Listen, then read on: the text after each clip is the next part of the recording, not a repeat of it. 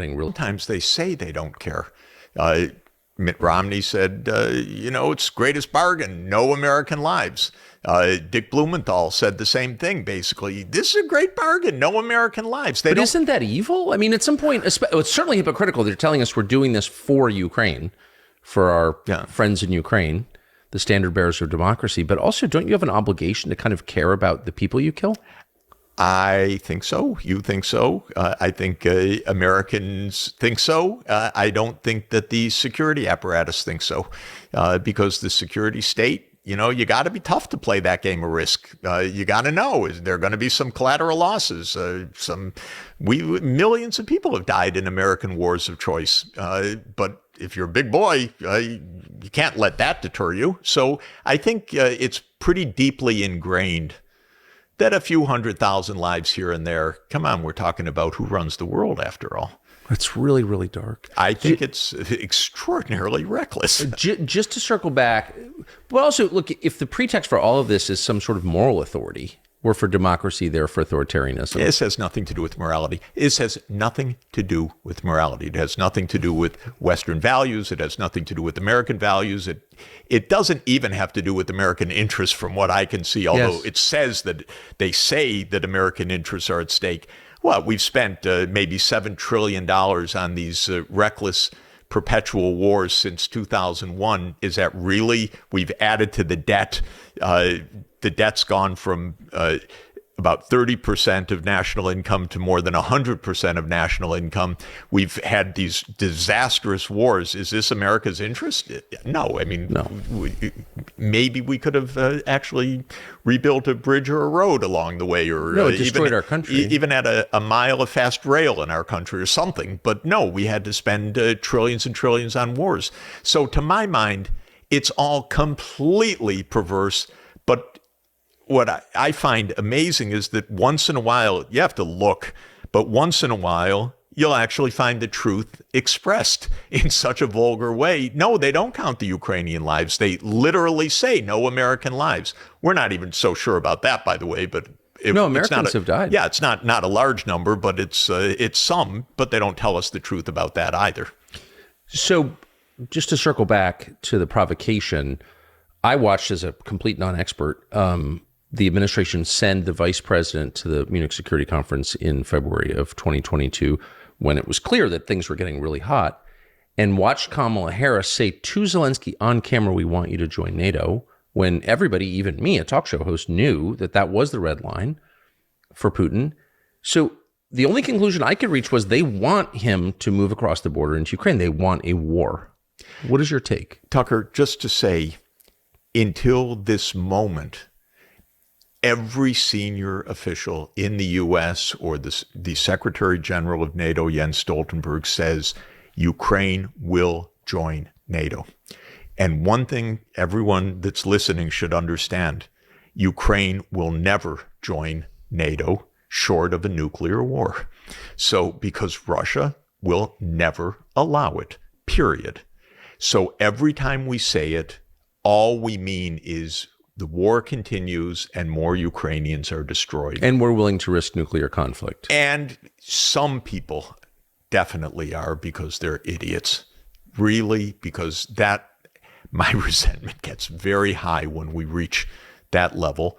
But we hear talk about nuclear war these days. We hear we're not going to be blackmailed by this nuclear threat and so forth. Well, God damn it, you better be worried. We're talking about a counterpart that has 6,000 nuclear warheads. We have 6,000 nuclear warheads. We have a lot of crazy people in our government. I know it. I'm adult enough to know, over 44 years of professional life, that there are a lot of intemperate people in our country. We have a lot of allies that say, oh, we can do this. We have a president of Latvia tweeting or Xing or whatever the verb is these days, Russia delenda est. In other words, Russia must be destroyed, playing off of the old Cato the Elder, Carthago delenda est. Carthage must be destroyed. Honestly, a president of a Baltic state tweeting that Russia must be destroyed. This is prudent. This is safe. This is going to keep your family and my family safe. Are we out of our minds? And all through this, Biden hasn't called Putin one time. And I speak to very senior Russian officials. You speak to the most senior Russian official. They say, we want to negotiate. Of course, we'll talk. Zelensky, quote unquote, made it illegal. And the United States says, well, we won't do anything that the Ukrainians don't want. This is insane, by the way, as if this is really between Ukraine and Russia. This is about the United States and Russia. This, everybody should understand. This isn't even about Ukraine and Russia. This is about the U.S. being in Ukraine and Russia. So the ones that need to talk are Biden and Putin, period. And I keep saying, if I may say it again just now, I keep saying to Biden, if you want to use my Zoom account, please use it. I'll lend you my phone. You make the call. Start negotiations. I don't like my family being at risk of nuclear war.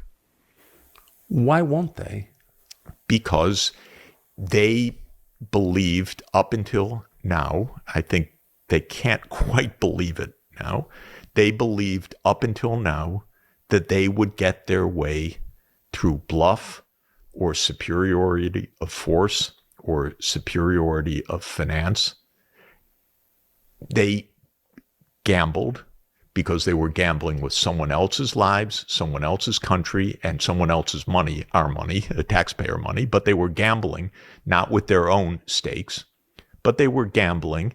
They're not very clever. They gambled wrong all along. Putin said, no, for us, this is existential. For you, it's a game, apparently the game of risk. You need your piece on that board, as if American NATO forces in Ukraine is somehow existential for the United States as opposed to a neutral Ukraine. And they thought that they would get their way. And I spoke with senior officials all along who just thought Russia won't object or can't object or will be pushed aside or will fall to its knees with U.S. financial sanctions or will succumb to the U.S. HIMARS and ATACMS. Just one absolutely naive idea after another. But you might ask me, how can they have such naive ideas? Well, that was my question, yes. And I'm sorry to put words in your mouth, but I would say, well, I'm old enough to remember Vietnam. I'm old enough to remember trying to overthrow Bashar al-Assad. I'm old enough to remember Libya. I'm old enough to remember Afghanistan. We screw up nonstop. This is not clever, what we're doing. But the people, what's so interesting, so you've been an academic your whole life. I think you're one of the youngest tenured professors at Harvard, but you've also been, I think uniquely, a diplomat, on and off, mostly on, for decades. So you know the people who are making U.S. foreign policy personally well. And the quality of the person engaged in that seems to have declined just dramatically. I think that's true, by the way. I think it's true in general of American politics. Maybe it's an illusion, but when I was a kid in college, I did my summer internships in my senator's office, Senator Phil Hart. He was a man of great integrity, of great intelligence. He was a Democrat, but he had lots of Republican friends and colleagues. There were big people there, and they were serious people. Fulbright and Frank Church and really wonderful, impressive people. Chuck Percy, Lugar, really impressive people who wanted the U.S. to do right, to do good. And I admired them, and it was on both sides of Republican and Democrat. And you feel it's not like that right now. It's really not like that right now. And I don't see it. I don't see wise people on either side. I hate to say that. Yeah. I don't think it's a partisan divide. They all seem crazy and dumb to me. We chatted. Rand Paul's the only one for me that makes sense on foreign policy right now. He says, "Stop this! There's so many damn wars. It's putting us at incredible risk." But you don't hear the Democrats. They line up 100% for more military spending, continue the war. We have people that completely shock me that are saying these stupid things about no U.S. lives, as if Ukrainian lives don't matter. Nobody wants to talk about negotiation. No one says anything honest. No one calls, no one even wants the truth out of the White House or the executive branch, which is another role of Congress, which is don't take us for a ride. We're an independent, separate, equal part of government. And it used to be that Congress kind of resented when the executive branch lied to it. Yes. You don't see that They resentment. crave the lives. You don't see that resentment. You see partisanship. If it's a Republican president, then the Democrats go after him. If it's a Democratic president, Republicans. But nobody from one's own party even tells their president, stop bullshitting us. Yes.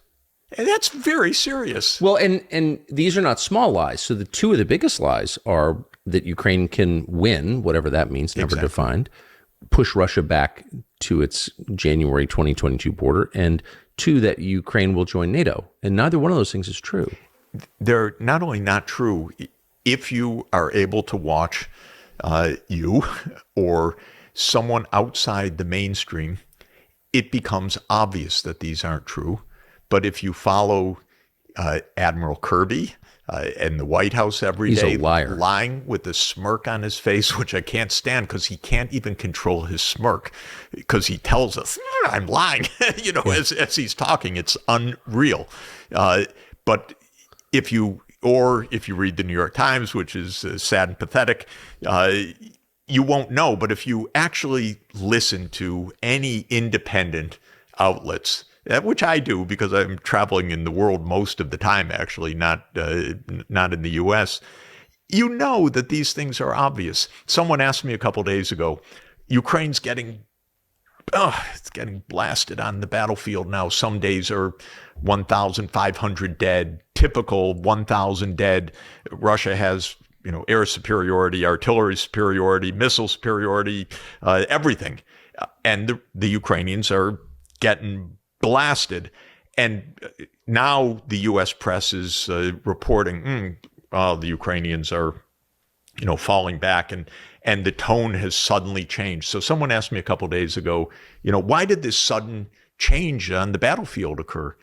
And I said, excuse me? He said, yeah, why did this sudden change? I said, there's no sudden change. This whole trend has been obvious for more than 2 years. We're in a war of attrition, and the bigger party is blasting the hell out of the smaller much bigger one. Party. Much bigger Exactly. Party. But you wouldn't know it by any of our narrative, official, congressional, or our kind of mainstream media, because they don't tell the truth but even after it's staring you in the face, then maybe they'll say something that's a little bit true. That just feels like North Korea to me, or what you imagine North Korea is, this news vacuum where everybody is under these huge misimpressions. Like nobody has any reference point in the truth at all. People don't even know they're being lied to. You travel constantly. Is this the most sort of cut off country from an information perspective in the world? When I'll give an example. When the U.S. put on sanctions on Russia in March 2022, just after the beginning of this latest phase of the war that started in 2014, I know senior U.S. financial officials, and we've got them. This is going to crush them. I said, I don't think so. I was in Latin America last week. They're not going to do this. I was in India the week before that. It's not going to go like that. So what happened was the only ones that applied the sanctions are Europe, the United States, and a few allies in East Asia, Japan, Korea, Australia, New Zealand, Singapore. The rest of the world said, we're not part of that. We don't sign up to this. We don't like this. We don't agree with the NATO enlargement. We don't like this narrative. And